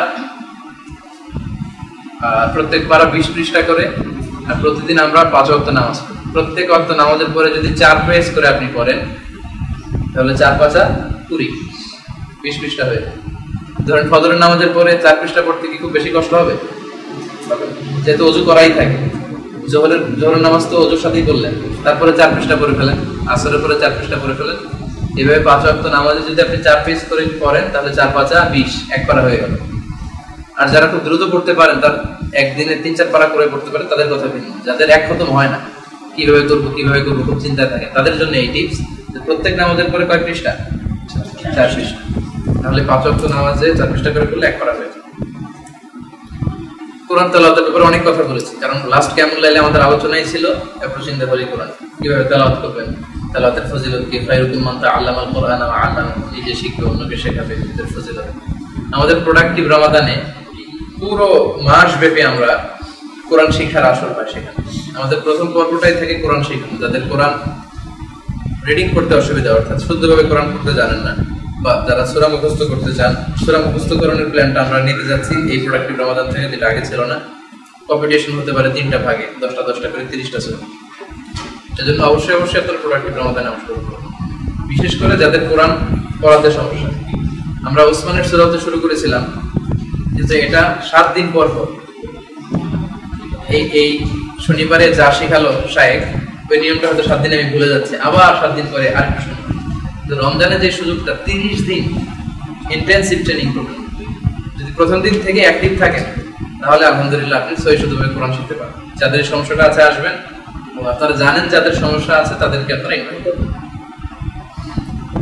3টা গেল। 4 নাম্বার হচ্ছে সালাতুত তারাবিহ। তারাবির নামাজ অ্যাটেন্ড করতে হবে। 8 রাকাত 20 রাকাত নিয়ে মারামারি করা যাবে। যাদের সুযোগ হয় 20 রাকাত করবেন, সুযোগ না হলে কমপক্ষে 8 রাকাত 10 রাকাত 12 রাকাত করবেন। মারামারি দরকার নেই, 8 রাকাত না 20 রাকাত, এটা খুবই খারাপ। আল খিলাফু শার, খেলাফ করা, একতলাফ করা খুবই খারাপ। বিশ্বনবী সাল্লাল্লাহু আলাইহি ওয়াসাল্লামের জামানায় উনি রাতের নামাজ রমজানে হোক রমজানের বাইরে হোক সবসময় 8 রাকাতই পড়তেন। পরবর্তীতে উমরে ফারুকের জামানায় খুব সম্ভবত উবাই ইবনে কাবের নেতৃত্বে দেখলেন যে লোকেরা খুব বেশি পড়তে আরম্ভ করছে, মসজিদে বিচ্ছিন্ন হয়। কয়েকজন ইমামের পেছনে উনি করে দিলেন 20 রাকাত করে দিয়ে যাওয়ার সময় বললেন, নি'মাল বিদআতু হাযিহি, কত সুন্দর একটা বেদাত চালু করে দিলেন। তো ওনাদের আসলে বেদাত চালু করার অথরিটি ছিল। সাহাবারা কোনো বিষয়ে ডিসিশন নিলে ওইটা ইজমা হয়ে যায়, ইজমার গুরুত্ব রাখে, তো সেটা মানা উচিত আমাদের। আর যদি কারো সমস্যা থাকে যে না 20 রাকাত অনেক কষ্ট হয়ে যায়, 8 রাকাত পড়তে পারেন, সমস্যা নেই। তবে there is no rushing in সালাহ, নামাজে কোনো তাড়াহুড়ো নাই। আমাদের একটা সালাতের ওয়ার্কশপ আছে, যে ওয়ার্কশপের মূল কথা হচ্ছে নামাজে কোনো তাড়াহুড়ো নেই। আমাদের দেশে যে সমস্যাটা হয়, 20 রাকাতের পক্ষে মারাত্মক, আবার ট্রেনটাও হার মানায়, রেলগাড়ির পিছনে পড়ে যাবে ওনাদের তারাবির নামাজের সামনে, আবার 20 রাকাত পড়তেই হবে। 20 রাকাতেরও খুব আশেক, আবার তাড়াতাড়ি করারও আশেক, এটা করা যাবে। তাড়াহুড়ো করে নামাজ পড়া যাবে। রুকু সেজদায় সময় নিতে হবে, রুকু থেকে সোজা হয়ে দাঁড়াতে হবে, 2 সেজদার মাঝখানে সোজা হয়ে বসতে হবে, তা না হলে আপনার নামাজই হবে না। কিন্তু আমাদের দেশে এই সমস্যাটা হচ্ছে, কোরআন শরীফ খুব তাড়াতাড়ি করে পড়ে অর্থ বোঝা যায় না। কারণ নিয়ম হচ্ছে আযাবের আয়াতগুলো একটু কান্নার ভাব নিয়ে পড়া, জান্নাতের আয়াতগুলো একটু সাবলীল কণ্ঠে খুবই আনন্দ চিত্তে পড়া, যেটা আরব বিশ্বাস হয়। কান্নার আযাবের আয়াতগুলো যখন আসে তারা কাঁদতে শুরু করে দেয়, জান্নাতের আয়াতগুলো খুবই সাবলীল কণ্ঠে তেলাওয়াত করে, কিন্তু এটা আমাদের দেশে নেই। এই জন্য 8 রাকাত 12 রাকাত এটাতে কোনো সমস্যা নেই, যার যতটুকু সুযোগ। 20 রাকাত পড়াটাই ভালো, তাদের সুযোগে 20 রাকাত করবে। যেহেতু এটা হচ্ছে রিওয়ার্ড কামায় নেওয়ার মাস, এই মাসে যত পড়া যায়। যেমন ব্যবসার একটা মৌসুম থাকে, যারা ব্যবসা করে তারা কি কখনো বলবে যে রমজানের আগে দোকান না খুললে কি কোনো সমস্যা আছে? এই কথাও কি কারো জিজ্ঞেস করতে আসবে? কিন্তু পাগলের মতো দোকান খুলবে, সারা বছরের অন্যান্য সময় দোকান বন্ধ রাখলেও ঈদের আগ দিয়ে সে কখনোই দোকান বন্ধ রাখে, কারণ ওইটা ব্যবসায়ের মৌসুম। ইবাদতের স্পেশাল মৌসুম হচ্ছে রমাদান, তো যত বেশি ইবাদত করে নেন। তাহলে সালাতুত তারাবি আমরা করি, বিশ্রামের নামাজ সালাতুত তারাবি। আমাদের দেশে তারাবি নামকরণ করা হয়, কিন্তু আসলে বিশ্রাম নেওয়া হয়। আমাদের দেশে নাম দেওয়া দরকার কি দেওয়া যায়? সালাতুত তাসাঈব বলা যায়, সালাতুস সুউবা বলা যায়, মানে কষ্টের নামাজ। হ্যাঁ, কোনো রিল্যাক্স হয়। মিশরে সবচেয়ে সুন্দর যে মসজিদ রহমান রাহিম, শাইখুনা দেখে আসেন না জহির ভাই, হইতেছিল তখন। এটা পাশেই, বৌসের পাশেই তোশিবা কোম্পানির মালিক করে দিচ্ছে। বর্তমানে এটা মিশরের সবচেয়ে সুন্দর মসজিদ, খুবই চমৎকার পরিবেশ। আমরা ইফতারি করেই সেখানে চলে যাইতাম। ঢুকার সময় আমাদেরকে এরকম একটা করে মিনারেল ওয়াটার বোতল দিত, আর একটা খেজুরের ছোট্ট বক্স দিত। এটা দিত কেন? কারণ সালাতুত তারাবি বিশ্রামের নামাজ, 4 রাকাতের পরে বিশ্রাম নিতে হবে না। বিশ্রামের সময় যদি চা কফি খেজুর এগুলো না থাকে, ওখানে শায়েখ 8 রাকাত করতেন। কিন্তু আমাদের হোস্টেলে 20 রাকাত, জামে আজহারের জামে মসজিদে 20 রাকাত, 4 রাকাত পর কারি চেঞ্জ হতো, বলতো আল-নাকরা আলা কিরাআতি ওয়ার্শের কেরাতে পড়বো, হামজার কুম্বুলের কেরাতে পড়বো, কেরা চেঞ্জ করে পড়বো।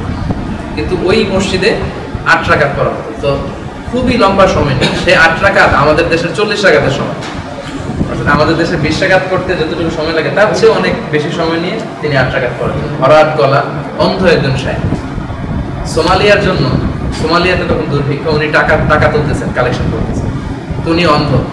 উনি বললেন যে প্রিন্সেস ডায়নার জামা বিক্রি হয়, অমুক অমুক নেতাদের জামা বিক্রি হয়, আমি অন্ধ লোকটাকে তোমরা কি পছন্দ করো? ভাই বলতেছে জি আমরা পছন্দ করি।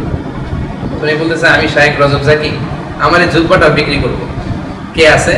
মানে ওই টাকাটা ইয়ের জন্য, হ্যাঁ ফান্ড রেজ করা হচ্ছে সোমালিয়ার জন্য।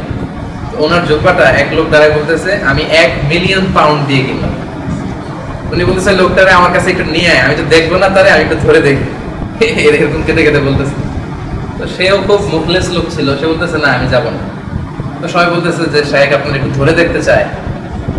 তো নিয়ে আসা হলো, শেষ পর্যন্ত তার জড়ায় ধরে উনি কাঁদলেন। উনি বলতেছে আজকে তোরে ধরে দেখলাম, জান্নাতে তোরে আমি দেখবো। এরপরে হচ্ছে সালাতুত তাহাজ্জুদ, তাহাজ্জুদের নামাজ। এটা আল্লাহর কাছে অনেক প্রিয়। প্রচন্ড ঘুমকে স্যাক্রিফাইস করে যে নামাজটা অফার করা হয় এটাকে বলে সালাতুত তাহাজ্জুদ। কি বলে? আরবিতে ঘুমের আলাদা আলাদা আরবি আছে। ঘুমের প্রথম যে স্তর একটু ড্রোজি ফিলিং হয়, এটাকে বলে নুআস। কি বলে? নুআস। একটু এরকম হচ্ছে আর গাড়ি চলতে গেলে এরকম যে ঝুমনি আসে, এটা হচ্ছে নুআস। নুআস শব্দটা কোরআনে আছে। দ্বিতীয় স্তরের নাম হচ্ছে সিনা। সিনা মানে হচ্ছে শর্ট ন্যাপ বা লাইট স্লিপ, ছোট্ট ঘুম। পাওয়ার ন্যাপ দেয় না অনেকে, ছোট্ট ঘুম দেয়, বা হালকা হালকা ঘুম আসছে কিন্তু মন্দার ভাই কি বলতেছে আমি শুনতেছি, এরকম একটা ঘুম আসে না, এইটারও বলে সিনা। 3 নাম্বার স্তর হচ্ছে নাউম।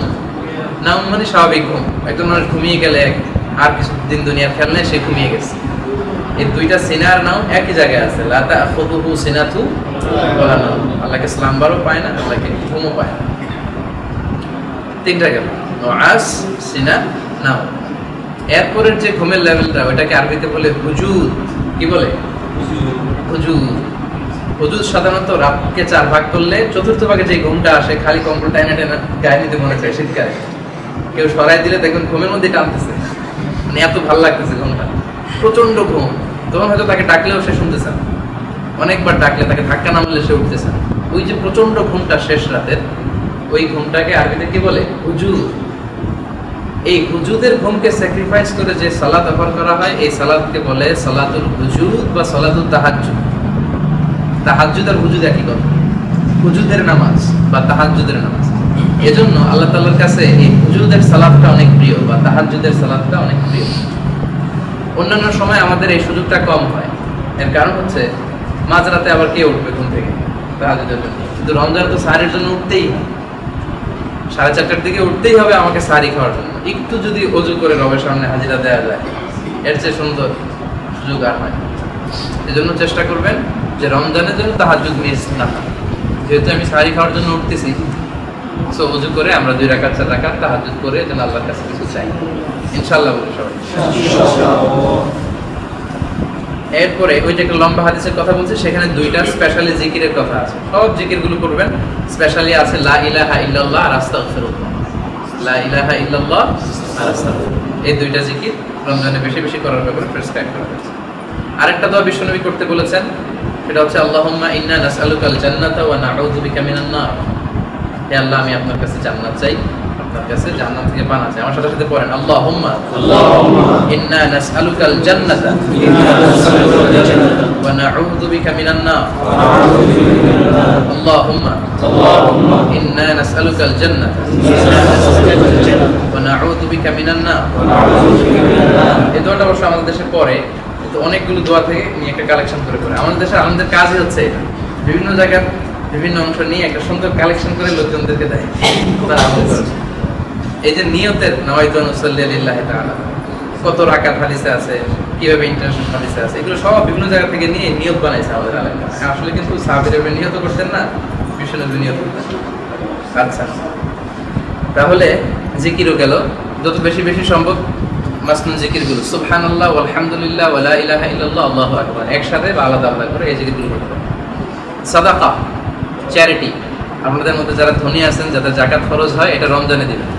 থাকতে পারে অনেক অনেক ধনী, বোঝা যায় না অনেক সময়, আসলে অনেক টাকার মালিক।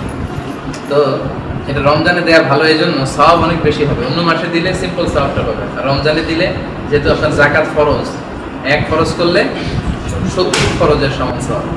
বুদ্ধিমানের কাজ যে রমজানে যাকাত দেয়, আচ্ছা জাকাত ফরজ হয় নাই এজন্য আমরা দিবই না, এরকমটা জানাবো না। যাদের জাকাত ফরজ হয় নাই মাঝে মাঝে কিছু দিব, 1 রিঙ্গিট 2 রিঙ্গিট। এই যে ইন্দোনেশিয়ান ওয়ার্কাররা এরা খুবই গরিব, সকালে ঝাড়ু দিতে আসে, সুযোগ হলে দেন, 1 রিঙ্গিট দেন, 2 রিঙ্গিট দেন, সাদাকা হবে। মসজিদে সাদাকা দিতে পারেন, সাদাকার জন্য চ্যারিটি বক্স থাকে সেন্ট্রাল মসজিদের সামনে, সেখানে দিতে পারেন। জাকাত যাদের ফরজ হয় নাই নফল সদকা থেকে যেন আমরা বঞ্চিত না। এরপরে রমজানের প্রোডাক্টিভিটি বাড়ানোর জন্য আপনারা যেটা করবেন সেটা হচ্ছে আসিওয়াক, মানে মেসওয়াক করা। বিশ্বনবী মৃত্যুর আগ মুহূর্তেও মেসওয়াক করেছেন। এত ক্লান্ত তিনি, মেসওয়াক চিবিয়ে নরম করতে পারতেছেন না, মা আয়েশা নিজে চিবিয়ে বিশ্বনবীর কাছে দিলেন, উনি মৃত্যুর আগ দিয়ে একটু মেসওয়াক করে।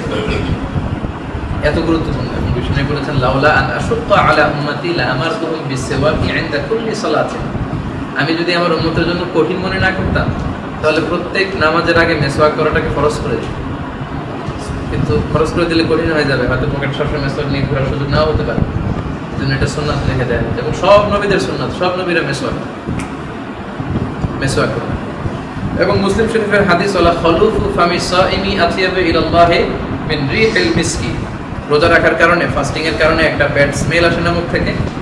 আল্লাহ বলেন যে এটা আমার কাছে মিস্ক, একটা পারফিউম আছে আরব দেশে প্রসিদ্ধ, এই পারফিউমের চেয়েও আল্লাহর কাছে রোজাদার ব্যক্তির মুখের দুর্গন্ধটা পছন্দ। সুবহানাল্লাহ। তাই বলে এমন করা যাবে না যে আমরা দাঁত ব্রাশ টাশ করলাম না, মুখে ইচ্ছা মতো দুর্গন্ধ হোক, যেটা আল্লাহর কাছে মিষ্টি আমলের চেয়ে প্রিয় না, সেটা করবেন না। আমরা যেটা করব সেটা হচ্ছে সাহারি খাওয়ার পরে আমরা টুথপেস্ট দিয়ে ব্রাশ করবো ভালো করে, আর প্রত্যেক নামাজ শেষে মেসওয়াক করব। এত কিছু করার পরেও যেহেতু ফাস্টিং, সারাদিন তো পানি পড়তেছে না, মুখ শুকনা, গলা শুকনা, ফাস্টিং এর কারণে একটা দুর্গন্ধ এমনি আসে, ওইটা আল্লাহর কাছে প্রিয়। কিন্তু সারাদিন এমনি ব্রাশ টাশ না করে দুর্গন্ধ, ওইটা কিন্তু প্রিয় না, এটা একটু মিস ইন্টারপ্রেট করা যাবে। এরপরে সাহুর খাবো, সাহুর সেহরি যেটা আমরা বলি বাংলাদেশে। অনেকের একটা ইয়ে আছে, মানে ঘুমের কারণে সাহারি মিস করে বলে যে ফজরের আগে আমার ডাকবা, রুমমেটরা বলতেছে এর আগে ডাকবা না, ওটা আমি ফজর করবো কিন্তু সাহারি খাবো, এটা করা যাবে। বিষ্ণু বলেছেন তাসাহারু ফাইন্না ফি সাহুরি বারাকা, তোমরা সাহারি খাও, কারণ আল্লাহ সাহারির ভেতর বরকত ঢুকিয়ে দিয়েছে।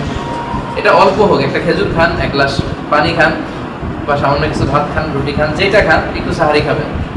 অল্প সাহারি খেলেও সারাদিন খুব তরতাজা থাকে না, সাহারি না খেয়ে রোজা যেন আমাদের না। আচ্ছা, অনর্থক অশ্লীল কাজ, আজে বাজে কাজ, এগুলো থেকে যতটুকু বিরত থাকা যায়। কেউ ঝগড়া করতে চাইলেও বলে দেওয়া ইন্নী ইমরুউন সাইম, আমি রোজাদার, আমি ঝগড়া করব না। শুনে বলেছেন এই অশ্লীল কাজ থেকে বিরত থাকার জন্য রমজান মাসে স্পেশাল। আপনি আল্লাহর জন্য ফাস্টিং করতেছেন আর অশ্লীল কাজ করতেছেন, বা ফাস্টিংও চলতেছে, এদিক দিয়ে পর্নোগ্রাফি দেখতেছেন, এটা আপনার পুরো রোজাটাকে শেষ করে দেবে। এই জন্য যত অনর্থক অশ্লীল আজে বাজে কাজ, এগুলো থেকে যে কোনো মূল্যে রমজানে বিরত থাকতে হবে। সাপ্লিকেশন বিফোর ফাস্টিং, এটা আগেই বলেছি যে ইফতারি সামনে নিয়ে দোয়া করো। প্রোডাক্টিভ রমাদানে যদি আপনারা থাকেন, আমাদের সবার যদি আল্লাহ হায়াতে নসিব করে, আমরা ইনশাআল্লাহ একসাথে সবাই দোয়া করি। প্রতিদিন 50 থেকে 60 জন ভাই আমরা একসাথে থাকি। আমরা টাইম ভাগ করে প্রথমে কোরআন শিক্ষার আসর, তারপর একটা টপিকের উপর আলোচনা, তারপর 10 মিনিট 15 মিনিট আগে ইফতারি বিতরণ হয়, তখন আমরা কামিয়াবাকে আল্লাহর কাছে দোয়া করি। যাদের এখানে থাকার সুযোগ নেই, দেশে যাবেন, অবশ্যই দোয়া করবেন, দোয়া মিস করবেন না। দোয়াতে শুধু লাভ আল্লাহ, হয় দোয়াটা আল্লাহ এখনই কবুল করে ফেলবেন, যেটা চাইলেন পাইলেন, অথবা আল্লাহ ওইটা দ্বারা আপনার কোনো গুনাহ মাফ করে দিন, অথবা ওইটার কারণে জান্নাতে এর চেয়ে দামি একটা জিনিস রেখে দিয়েছেন, যেটা আপনি পাবেন হেয়ার আফটার। সো দোয়া করলে কোনো লস নাই, শুধু লাভ আল্লাহ। এরপর হচ্ছে sharing Ramadan related influential posts in social network. Facebooking করা লাগে আমাদের, এজন্য ফেসবুকে যত বেশি ভালো ভালো স্ট্যাটাস শেয়ার করা যায়, পোস্টগুলো দেওয়া যায়। দেখবেন রমজান রিলেটেড অনেকে হাদিস, অনেকে পিকচার করে, অনেকভাবে এগুলো দেওয়ার চেষ্টা করে। আপনারা এগুলো শেয়ার করে দিবেন, আপনারা ওগুলো বেশি বেশি দেখবেন, বলে আপনি দেখার ফলে সওয়াব হলো, আপনি শেয়ার করার কারণে সওয়াব হলো, যারা দেখে আবার আমল করলো তাদের সওয়াব থেকে একটা পার্সেন্টেজ আপনাকে দেওয়া হবে। এই জন্য যত ভালো ভালো কথা, ইবাদতের কথা, কোরআন তেলাওয়াতের কথা, সুন্দর সুন্দর বিষয়গুলো ফেসবুকে যেন আমরা শেয়ার করি, এটাও কিন্তু আমাদের অনেক বড় একটা সওয়াবের কারণ হয়। এরপরে লুকিং ফরওয়ার্ড টু লাইলাতুল কদর, লাইলাতুল কদর খুঁজতে হবে র্যান্ডমলি। আসলে আগেই আমি বলে দিয়েছি, বিষ্ণু বলেছেন ফালতামিসু ফিল আশরিল আওয়াখিরি ফিল ওয়িতর, রমজানের শেষ দশকের যারা পরে এসেছেন, রমজানের শেষ দশকের বেজর রাত্রিগুলোতে বিশ্বনবী কদর তালাশ করতে বলেছেন। সেটা হচ্ছে 21 তারিখ, 23 তারিখ, 25 তারিখ, 27 তারিখ আর 29 তারিখ। কোনোভাবেই এই 5 রাতের বরকত যেন আমাদের মিস না হয়, কোনোভাবেই না। কেননা লাইলাতুল কদর খায়রুম মিন আলফি শাহর, 1000 মাসের চেয়েও সেরা এই মাসের ইবাদত। 1000 মাসে হয় 83 বছর 4 মাস। তো এই রাতের ইবাদত, এই রাতের মাহাত্ম্য যদি আপনার নসিব হয়, তাহলে 83 বছর 4 মাসে সওয়াব ইবাদত করলে আপনার যে সওয়াব, এই এক রাতের ইবাদতে শেষ হয়। কিন্তু সেই পরিমাণ না। খায়রুম মিন আলফি শাহর, খায়র মানে কি?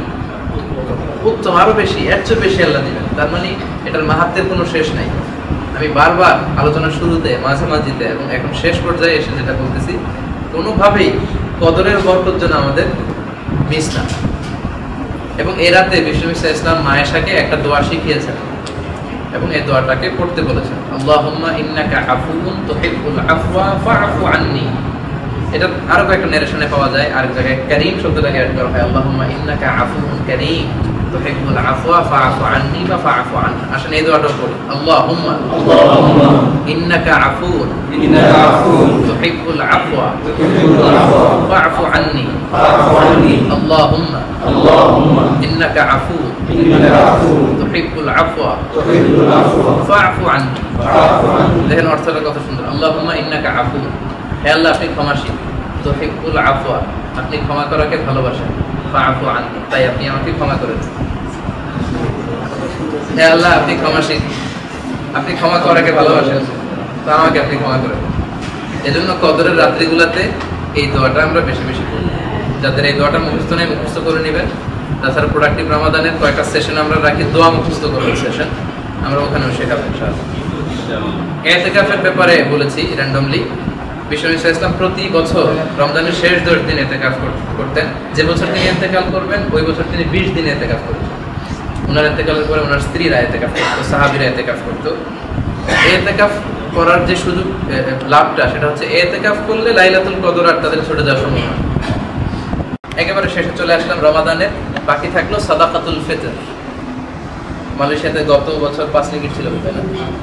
7 রিঙ্গিট ছিল। আমাদের দেশে হয়তো 65 টাকা বা 50 টাকা এরকম ইসলামিক ফাউন্ডেশন ওরা ধরে দিবে।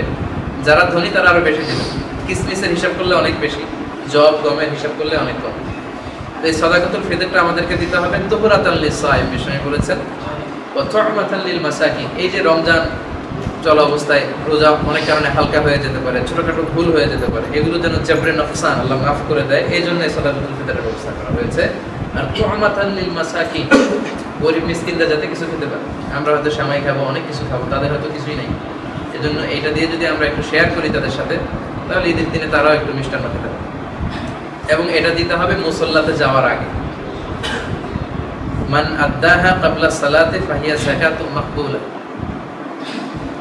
যে ঈদগাহে যাওয়ার আগে এটা দিয়ে দিবে, এটা যাকাতুন মাকবুলা, সাদাকাতুল ফিতরের সওয়াব পাবে। ওমান আদ্দা বা'দাহা ফাহিয়া সাদাকাতুন মিনাস সাদাকাত। ঈদের নামাজের পরে যদি দেন, এটা সাদাকাতুল ফিতরের সওয়াব পাওয়া যাবে না, এটা এমনি চ্যারিটি, এমনি সাদাকা। এজন্য অবশ্যই রমজান শেষে ঈদের মুসল্লাতে ঈদগাহে যাওয়ার আগে আমরা এটা দিয়ে দিব। এটা এখানে দিলেও আদায় হবে, বাংলাদেশে দিলেও আদায় হবে, কোনো সমস্যা নেই। এখানে আমরা কালেকশন করি বাংলাদেশে পাঠানোর জন্য, এখানে যারা কালেকশন করে তাদের কাছে আমরা দিতে পারি। তো এই ছিল বিষয়গুলো। আমার মনে হয় একটা গ্ল্যান্সে আমাদের লিস্টে, প্রায়োরিটি লিস্টে কি থাকা উচিত, শুধু নামগুলো একবার করে বলে দেয়। আচ্ছা, কাইফা নাফদের রমাদান, কিভাবে রমজান কাটাবো, এর লিস্টে ছিল, প্রথমে ছিল 5 ওয়াক্ত নামাজ জামাতে, 2 নম্বরে ছিল সিয়ামগুলো পালন করা, 3 নম্বরে ছিল তেলাওয়াত, কমপক্ষে একটা খতম কোরআন করা, তারপরে তারাবির নামাজে অংশগ্রহণ করা, প্রতিদিন তাহাজ্জুদ। যেহেতু সাহারির জন্য আমার ভাই লাগতেছে, একটু তাহাজ্জুদ করে নিলাম। এরপর সবগুলো মাসনুন জিকিরের সাথে সাথে স্পেশাল 2টা জিকির, লা ইলাহা ইল্লাল্লাহ আর আস্তাগফিরুল্লাহ, এবং একটা বিশেষ দোয়া, আল্লাহুম্মা ইন্না নাসআলুকাল জান্নাতা ওয়া নাউযু বিকা মিনান নার। যাদের যাকাত ফরজ হয়েছে এই মাসেই যেন যাকাত আদায় করি, যাতে করে অনেক বেশি রিওয়ার্ড পাওয়া যায়। 70 গুণ। যাকাত যাদের ফরজ হয়নি, অল্প কিছু চ্যারিটি করি, সামান্য কিছু নফল সদকা যেন করি, সদকা থেকে যেন কেউ মাহরুম না। সেওয়াক, মেসওয়াক ব্যবহার করার কথা বললাম। সাহুর, সাহারি খেতে হবে, বাদ দেওয়া যাবে না, কেননা এর মধ্যে বরকত আছে। অনর্থক অশ্লীল আজে বাজে কাজ থেকে বেঁচে থাকতে হবে। অবশ্যই অবশ্যই ইফতারিকে সামনে নিয়ে দোয়া করতে হবে, কারণ আল্লাহর সফট কর্নার খুব বেশি গ্রো হয় ওই সময়, এই সুযোগটাকে কাজে লাগাতে হবে। এরপরে রমজান রিলেটেড, ইসলাম রিলেটেড ইনফ্লুয়েন্সিয়াল যে স্ট্যাটাসগুলো আছে ফেসবুকে এগুলো শেয়ার করা। লাইলাতুল কদরকে তালাশ করা, কবে আসবে, 21, 23, 25, 27, 29 ডেট খুঁজে খুঁজে ওই রাতে কোনো কাজ রাখা যাবে না। সুযোগ হলে ইতিকাফ করা, full timer or part timer. Full time ইতিকাফের সুযোগ না হলে পার্ট টাইম ইতিকাফে থাকা, যতটুকু সময় মসজিদে থাকা যায় ততটুকু। সর্বশেষ হচ্ছে সাদাকাতুল ফিতর মুসল্লাতে যাওয়ার আগে আদায় করে ফেলা। আমার প্রায় মনে শেষ, তাহলে হাদিসটা বলার দরকার নাই। আল্লাহ আমাদের সবাইকে কথাগুলো হাদিস থেকে কথাগুলো ভিন্নভাবে চলে আসে, তারপর যদি শুনতে চান হয়তো রিডিং করে অর্থ বলা যেত, চলে আসে যেটা বলতে। শাবান মাসের শেষ দিন বিশ্বনবী একটা ভাষণ দিয়েছিলেন 3-4 মিনিটের। এই ভাষণ আসলে কি ছিল একটু আমরা তাহলে বাংলায় শুনি। প্রথমে তো বলেছেন, হে মানুষেরা, কদ আদাল্লাকুম শাহরুন আযীম মুবারাক, এমন একটা মাস তোমাদের কাছে আসছে, এটা একটা সুমহান মাস। এর মধ্যে এই মাসে এমন একটা দিন আল্লাহ দিয়ে, এমন একটা রাত আল্লাহ দিয়ে দিয়েছেন যেটা 1000 মাসের চেয়েও সেরা। এই মাসে দিনের বেলা তোমাদের জন্য সিয়ামকে ফরজ করেছেন, আর রাতের বেলা তাহাজ্জুদ বা কিয়ামুল লাইলকে সুন্নাত করেছেন। একটা সুন্নাত পরিমাণ বা নফল পরিমাণ কোনো ইবাদত যে অফার করবে সে ফরজের সমান সওয়াব পাবে, আর ফরজ অফার করলে 70টা ফরজের সমান সওয়াব পাবে। এটা হচ্ছে ধৈর্যের মাস, এটা হচ্ছে, আর ধৈর্যের প্রতিদান হচ্ছে জান্নাত। আমি শুধু বাংলা বলতেছি। এটা হচ্ছে সহমর্মিতার মাস। এ মাসে মুমিনের রিজিকে বরকত দিয়ে দেয়া হয়। যারা এ মাসে সিয়াম অফার করবে, এই সিয়ামটা তাদের মানে পূর্বেকৃত যত পাপ আছে এই পাপগুলোর মোচনকারী হয় এবং জাহান্নাম থেকে মুক্তির কারণ হয়। কোনো ব্যক্তিকে যদি এই মাসে কেউ ইফতারি করায়, ওই রোজাদারের সওয়াবকে না কমিয়ে তার সমপরিমাণ সওয়াব যিনি ইফতারি করালো তাকে দেয়া। এক সাহাবা বললেন, আমরা তো অল্প জিনিস খাই, ছোট্ট এক ঢোক পানি খেজুর দিয়ে যদি ইফতারি করাই তাতেও কি সওয়াব পাওয়া যায়? বিশ্বনবী বললেন, এক ঢোক পানি একটা খেজুর দিয়ে করানো সে পরিমাণ সওয়াব পাওয়া যায়। এই মাসে 4টা বিশেষ গুণ তোমাদের মধ্যে থাকতে হবে, যে 2টা খাসলা তোমাদের মধ্যে থাকলে তোমরা এতে করে তোমাদের প্রভু তোমাদের উপর খুশি হবে। আর 2টা বিষয়, সেই বিষয়ে আল্লাহর কাছ থেকে না চাইলে তোমাদের কোনো উপায়ই নেই। প্রথম 2টা হচ্ছে যে 2টা জিনিস বলার মাধ্যমে তোমাদের প্রভু খুশি হবে। একটা হচ্ছে শাহাদাতু আল্লা ইলাহা ইল্লাল্লাহ ওয়া তাস্তাগফিরুনাহু আর আস্তাগফিরুহু। আর যে 2টা বিষয়ের ব্যাপারে আল্লাহর কাছে না চাইলে তোমাদের কোনো উপায় নেই, সেটা হচ্ছে তোমরা আল্লাহর কাছে জান্নাত চাইবে আর জাহান্নাম থেকে পানাহ চাইবে। আল্লাহুম্মা ইন্না নাসআলুকাল জান্নাতা ওয়া নাউযু বিকা মিনান নার।